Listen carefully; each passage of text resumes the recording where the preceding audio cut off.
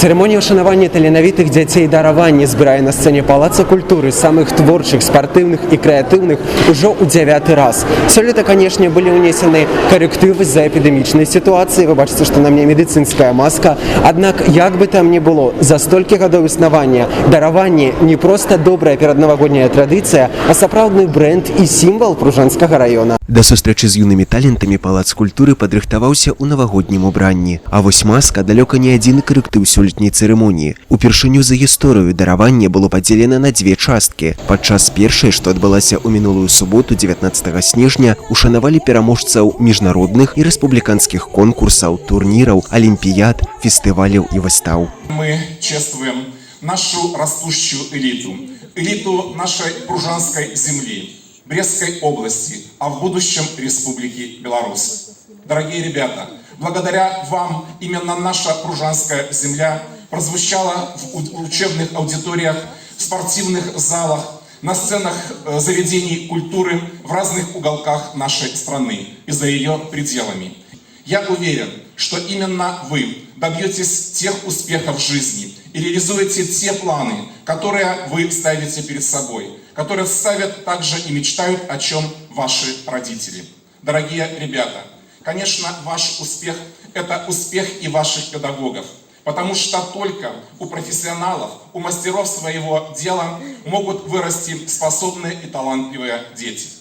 Прыемна, што колькасць юных талентаў з года ў год толькі павялічваецца. Так, лаўрэатам прэміі сёлета стаў 391 чалавек. Гэта вучні, якія заяўлялі пра Пружанскі раён індывідуальнымі перамогамі, а таксама выступалі ў складзе творчых калектываў. Перад выхадам за ўзнагародай абавязковая апрацоўка рук антысептыкам усіх без выключэння дзяцей і бацькоў. У падарунак ад Палаца культуры навагоднія і натхняльныя песні, а таксама завадныя танцы. Пасля заканчэння церемонии неподробные эмоции радости.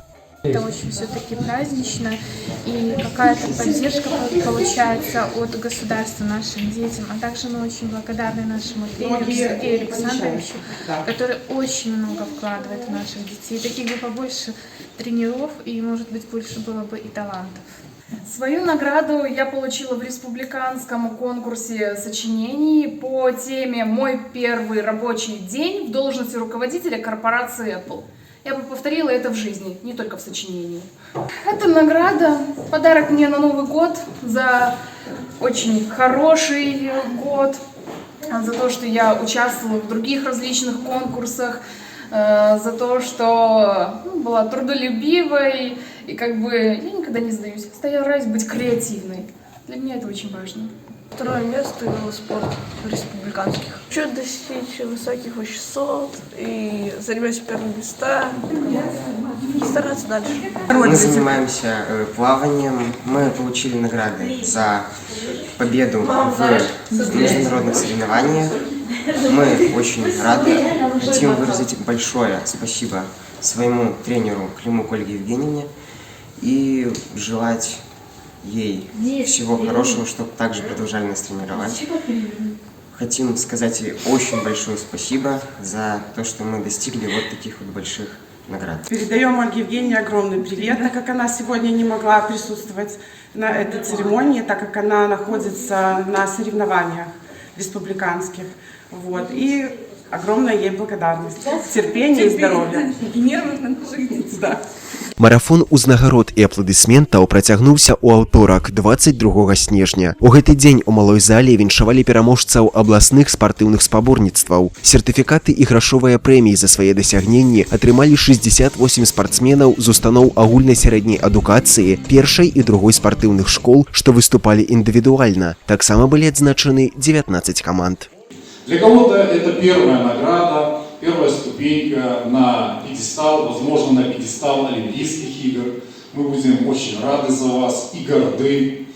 Для некоторых это уже очередная ступенька к той мечте, которую вы для себя выбрали. Огромное спасибо за ваш труд, за ваши достижения, потому что ваши достижения – это достижения нашего региона, нашей любимой Пружанщины. Это слава Пружанщины на уровне области в данном случае. Но я уверен, что в следующем году ваши достижения умножатся не только в количественном выражении, но и в качественном. А каб менавіта так і было, юныя дараванні працягваюць няспынна працаваць і трэніравацца, спяваць і маляваць, каб ужо праз год на 10-й юбілейнай прэміі здзівіць і ўразіць усіх новымі вяршынямі. Уладзіслаў Шпарла, раённыя будні.